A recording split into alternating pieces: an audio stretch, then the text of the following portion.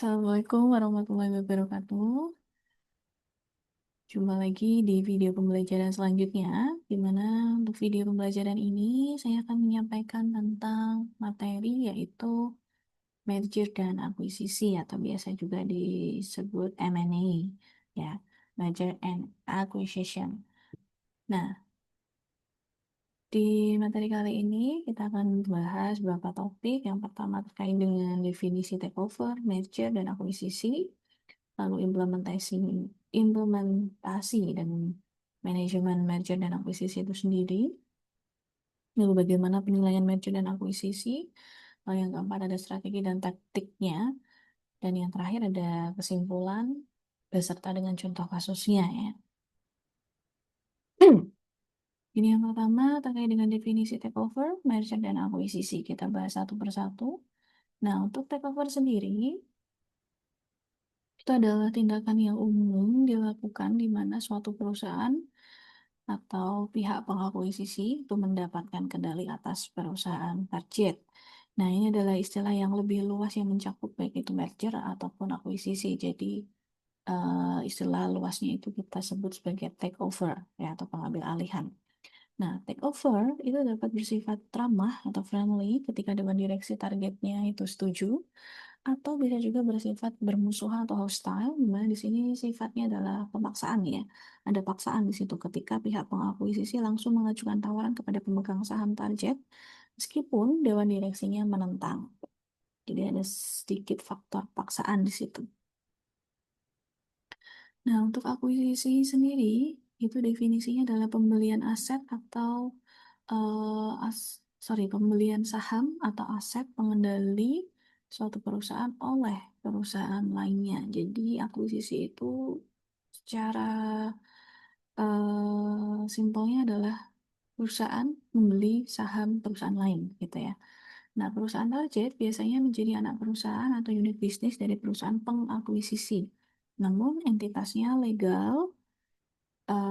eh, namun entitas legal dari targetnya itu tetap ada. Ya, jadi perusahaan yang diakuisisi itu secara legal masih ada dan masih berdiri, hanya saja sifat kepemilikannya itu berubah ya. Ya, dia jadi anak perusahaan dari perusahaan yang tadi sudah membeli aset tersebut gitu. Nah, perusahaan yang mengakuisisi itu adalah entitas yang lebih kuat secara finansial dan tetap mempertahankan identitasnya. Jadi, secara simpelnya, perusahaan yang mengakuisisi itu biasanya skala perusahaannya lebih besar, ya, lebih kuat dibandingkan perusahaan yang diakuisisi. Contoh nih, PT X dia membeli 70% saham PT Y, sehingga PT X di sini berlaku sebagai pengakuisisi, sedangkan PT Y menjadi anak perusahaan dari PT X karena 70% sahamnya sudah dimiliki oleh PT X. Nah, kalau merger di sini dia disebut juga sebagai penggabungan. Jadi ada penggabungan dua perusahaan menjadi satu entitas legal yang baru, di mana entitas yang lama biasanya lenyap dan digantikan oleh satu perusahaan baru atau salah satu perusahaan menyerap perusahaan lain secara total. Jadi hilang gitu ya, karena ada penggabungan di sini.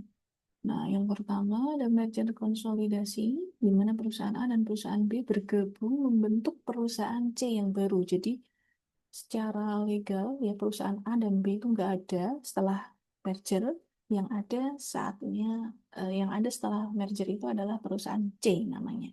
Di mana perusahaan C ini adalah penggabungan dari A dan B. Ya, sehingga A dan B-nya lenyap menjadi C. Lalu yang B, jenis merger yang kedua adalah merger penyerapan atau absorption, ya, di mana perusahaan A mengakuisisi semua aset dan liabilitas perusahaan B dan perusahaan B lenyap sebagai entitas BUM, yang tapi perusahaan A-nya masih ada.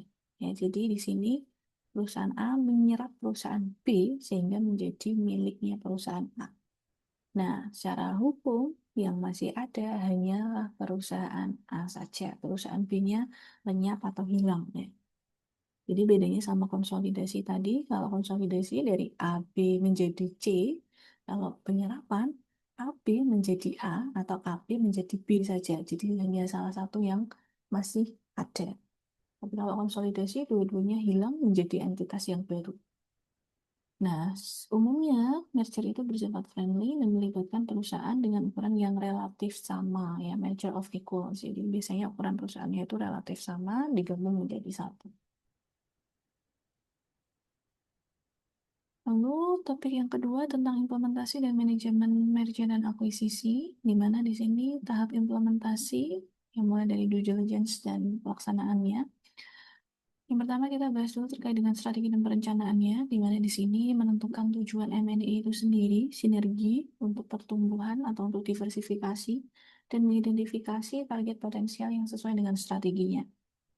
Lalu pencarian dan penjaringan target, ya, melakukan kontak awal dan negosiasi rahasia atau NDA, ya, non-disclosure agreement, yaitu perjanjian kerahasiaan terkait dengan apa yang mau mereka lakukan, ya, merger atau akuisisi, dan ketentuan-ketentuan apa saja yang disyaratkan dalam perjanjian tersebut. Lalu penilaian, ya, tahap penilaian atau valuation ini penting karena ini untuk menghitung nilai intrinsik perusahaan target, ya, untuk menentukan harga penawaran yang wajar. Ya, ketika akuisisi atau merger di sini pasti akan apa namanya, perusahaan yang mengakuisisi, yaitu dia harus tahu harga atau nilai wajar dari perusahaan yang ingin dia beli, gitu ya. Lalu ada uji tuntas atau due diligence, di mana di sini uji tuntas dicek semua kelengkapan dari perusahaan tersebut, mulai dari kebijakan keuangannya, hukumnya, secara legalitasnya itu seperti apa, operasional perusahaannya seperti apa, itu diuji secara tuntas, ya, apakah mungkin, ya, perusahaan ini diakuisisi dan layak untuk diakuisisi, atau mungkin dicek, ya, apakah perusahaan tersebut layak untuk dimergerkan, digabungkan menjadi satu, ya, karena di sini menggabungkan dua perusahaan atau mengakuisisi perusahaan lain itu kita juga harus melihat kecocokannya, ya, dengan perusahaan yang mau kita apa namanya, kita gabungkan itu.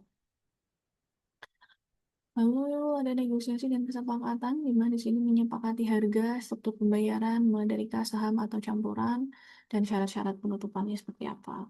Nah, penutupan yang terakhir adalah penutupan transaksi atau closing, di mana setelah persetujuan regulator dan pemegang saham, transaksi tutup dan dana atau saham akan dialihkan.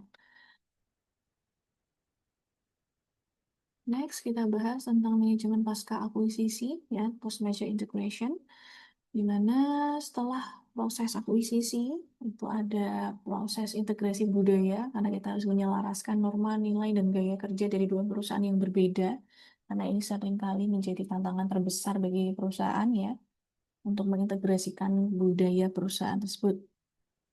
Selain budaya, di sini juga perlu diintegrasikan dari segi organisasi, yang menentukan struktur baru, siapa yang akan memegang peran kunci atau key personalnya, dan mengeliminasi posisi yang tumpang tindih. Ya, jadi tidak jarang kadang perusahaan yang diakuisisi atau perusahaan yang mengakuisisi itu mereka harus mengeluarkan atau apa namanya, menghilangkan jabatan-jabatan tertentu yang dirasa itu tumpang tindih, ya. Terus yang ketiga ada integrasi operasional yang menggabungkan sistem teknologi informasinya, rantai pasokannya, proses produksi, dan fasilitas fisik untuk mencapai efisiensi. Yang terakhir adalah komunikasi, di mana komunikasi yang efektif kepada karyawan, pelanggan, dan investor untuk mengurangi ketidakpastian dan mempertahankan talenta-talenta yang menjadi talenta kuncinya. Ya. Lalu yang ketiga ada penilaian merger dan akuisisi. Jadi ini juga penting untuk dilakukan agar nilai yang disepakati itu wajar dan tidak merugikan kedua belah pihak, ya. Yang pertama ada analisis arus kas terdiskonto atau discounted cash flow, nah, DCF. Ini adalah metode yang paling solid, di mana di metode ini dia menghitung nilai sekarang present value dari arus kas bebas, ya, free cash flow-nya yang diharapkan dari perusahaan target di masa yang akan datang didiskontokan dengan tingkat WACC yang sesuai, ya, weighted average cost of capital yang sesuai. Jadi fokusnya adalah kita menilai nilai intrinsik dari perusahaan tersebut yang mau diakuisisi, bukan harga pasarnya, ya, tapi nilai intrinsiknya, nilai yang sesungguhnya sesuai dengan eh, apa namanya value perusahaan tersebut gitu. Lalu yang kedua ada teknik analisis perbandingan perusahaan atau comparable company analysis. Ini adalah membandingkan rasio valuasi perusahaan target seperti menggunakan EV dibagi dengan EBITDA atau PE rasio ya. Dimana dengan ini membandingkan perusahaan target dengan perusahaan sejenis yang telah diperdagangkan secara publik ya. Fokusnya adalah nilai relatif berdasarkan pasar saat ini. Jadi kadang kan perusahaan sejenis itu sudah ada yang pernah diakuisisi atau di merger. Nah, itu sebelumnya dia dihargai berapa. Nah, itu kita membandingkan dengan nilai relatif di pasaran gitu ya. Terus yang ketiga ada analisis transaksi terdahulu, ya Present Transaction Analysis. Di sini dia membandingkan harga dan kelipatan valuasi yang dibayarkan dalam akuisisi perusahaan sejenis yang telah terjadi sebelumnya, di mana harga PTA itu cenderung lebih tinggi karena mencerminkan premi pengendalian. Nah, fokusnya adalah harga historis yang dibayarkan untuk kontrol di uh, apa namanya penentuan harga selanjutnya untuk perusahaan yang mau diakuisisi gitu ya. Lalu yang selanjutnya ada perhitungan sinergi, di mana sinergi ini adalah alasan utama dari M&A. Ya, sinergi adalah nilai tambahan yang diciptakan oleh perusahaan gabungan yang lebih besar daripada penjumlahan nilai masing-masing perusahaan itu berdiri sendiri. Jadi ketika digabungkan, ya nilainya itu menjadi lebih besar dibandingkan ketika perusahaan itu berdiri masing-masing. Nah, sinergi sendiri ada sinergi secara operasional dan sinergi secara keuangan. Ya, di mana sinergi secara operasional itu berarti pengurangan biaya karena adanya efisiensi operasional. Ya, mengeliminasi posisi ganda atau dengan daya tawar yang lebih besar, seperti saat pembelian bahan baku. Lalu ada sinergi keuangan, revenue sinergi, di mana ini adalah peningkatan pendapatan karena kemampuan cross-selling, menjual produk satu sama lain kepada basis pelanggan gabungan, atau penetrasi pasar yang jauh lebih baik, sehingga sinergi keuangannya menjadi lebih baik ya. Pendapatannya menjadi meningkat ya. Terus yang ketiga, di mana nilai sinergi itu bisa dihitung dan ditambahkan ke nilai target ya. NPV merger sama dengan nilai target ditambah PV sinergi dikurangi dengan premi yang dibayarkan. Premi yang dibayarkan itu berarti seperti harga yang dibayarkan saat akuisisi. Lalu ada strategi dan taktik merger dan akuisisi. Ya, ada merger secara horizontal, di mana di sini menggabungkan perusahaan yang bergerak di industri dan tahap produksi yang sama.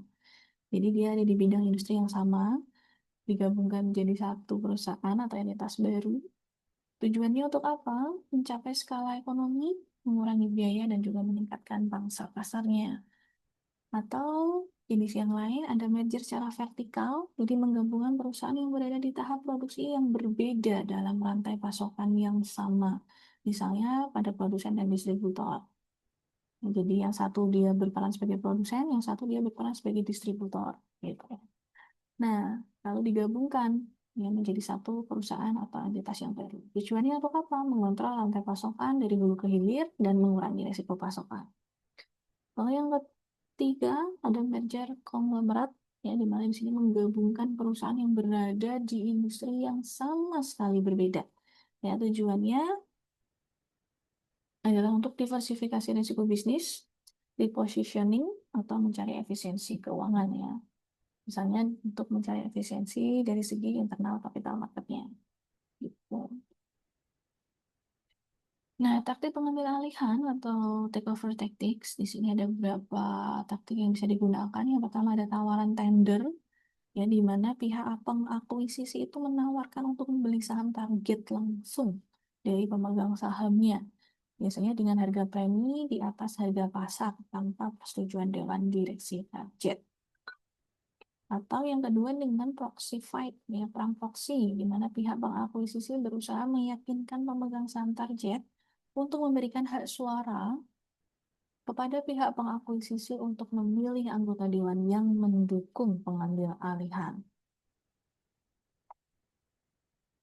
Nah, selanjutnya ada taktik pertahanan target, ya di mana di sini taktik ini digunakan untuk mempertahankan agar si target ini mau ya kita merger atau kita akuisisi gitu.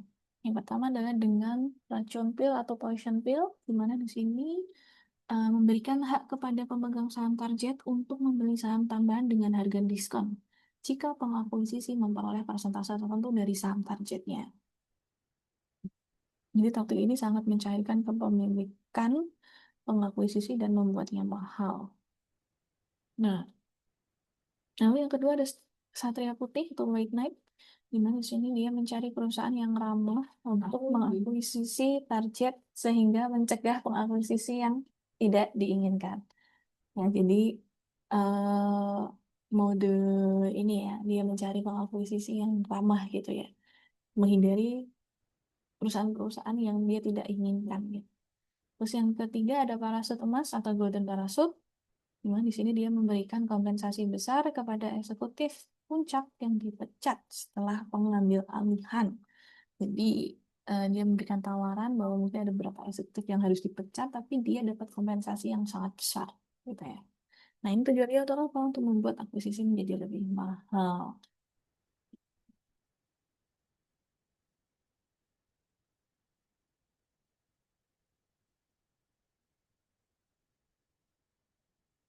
Nah, kesimpulannya dari merger dan akuisisi, secara definisi, yang merger itu dia adalah penggabungan, kalau akuisisi itu pengambil alihan ya. Kalau merger itu dia menyatukan dua perusahaan menjadi satu entitas perusahaan baru. Kalau akuisisi itu hanya melakukan pembelian mayoritas saham atau aset perusahaan target, ya. Tapi perusahaannya masih ada, ya, tidak menjadi entitas baru. Lalu status entitas targetnya bagaimana? Kalau di merger itu status entitas targetnya biasanya akan lenyap secara hukum karena diserap oleh entitas yang bertahan atau digantikan dengan entitas yang baru. Gantung mergernya tadi ya, apa namanya, di absorption atau konsolidasi. Kalau akuisisi, entitas targetnya biasanya tetap ada sebagai anak perusahaan atau unit bisnis dari perusahaan yang mengakuisisi. Jadi dua-duanya masih ada. Terus sifat transaksinya kalau di merger itu umumnya sifatnya ramah ya, konsensual, dan biasanya penggabungannya itu setara, perusahaan yang setara gitu digabungkan. Tapi kalau akuisisi biasanya sifatnya bisa ramah, bisa juga hostile. Di mana pengakuisisi membeli saham tanpa persetujuan dengan target itu juga bisa. Ya. Artinya perusahaan yang mengakuisisi biasanya posisinya lebih kuat atau lebih besar dibandingkan perusahaan yang diakuisisi. Nah, untuk nama perusahaannya, kalau dia merger, biasanya nama perusahaannya baru karena mendapatkan entitas baru, jadi nama perusahaannya ganti gitu ya. Contohnya ada Bank Syariah Indonesia, ya itu adalah merger yang pernah terjadi di Indonesia. Jadi perusahaan Bank Syariah Indonesia itu terbentuk dari tiga bank. Nah, yaitu ada Bank BNI Syariah, ada Mandiri Syariah, dan juga BRI Syariah. Terus kalau akuisisi, biasanya perusahaan pengakuisisi mempertahankan namanya, sedangkan target mungkin mempertahankan namanya juga sebagai anak perusahaan. Jadi biasanya nama perusahaannya tetap sama, hanya statusnya yang berubah gitu ya. Terus tujuan merger yaitu mencapai sinergi yang lebih besar dengan menggabungkan kekuatan inti dua perusahaan yang setara. Ya, contohnya dengan bertujuan untuk memperluas pangsa pasar gitu ya. Karena dua perusahaan yang besar digabung menjadi satu sehingga pangsa pasarnya juga menjadi jauh lebih besar. Terus yang kedua, untuk pengakuisisi, tujuan pengambil alihan itu adalah mendapatkan kendali teknologi, produk, atau juga pangsa pasar target secara tepat. Contoh kasusnya tadi untuk merger ada Bank Syariah Indonesia ya BSI, yang dia ini adalah peleburan tiga bank syariah BUMN, BNI Syariah, Mandiri Syariah, dan BRI Syariah yang kemudian dilebur menjadi satu, menjadi entitas baru yaitu bernama Bank Syariah Indonesia. Dan untuk pengakuisisi, untuk akuisisi atau pengambil alihan, itu contohnya ada WhatsApp yang dia diakuisisi oleh Facebook atau Meta, ya di mana WhatsApp-nya itu tetap ada, Facebook-nya juga tetap ada. Hanya saja sekarang WhatsApp secara kepemilikan itu sudah menjadi milik Meta gitu ya. atau akuisisi saham mayoritas PT Freeport oleh Inalum. Jadi dua-duanya masih ada, Freeport-nya ada, PT Inalum juga ada. Tapi secara kepemilikan PT Freeport itu sudah mayoritas dimiliki oleh PT Inalum. Ya. Nah, ini contoh kasusnya. Ya, silakan nanti boleh dibaca atau kalian boleh juga cek di YouTube untuk berita-beritanya. Ya, itu sudah sangat lengkap sekali pembahasan terkait dengan merger yang dilakukan oleh Bank Syariah Indonesia. Atau juga untuk contoh akuisisi ada PT Freeport yang diakuisisi oleh PT Inalum. Ya, sehingga sekarang PT Freeport itu sudah menjadi apa namanya, pemerintah Indonesia yang sudah menjadi pemilik utama dari PT Freeport tersebut. Sekian yang bisa saya sampaikan untuk video pembelajaran kali ini. Kalau lebihnya saya mohon maaf. Semoga bermanfaat. Assalamualaikum warahmatullahi wabarakatuh.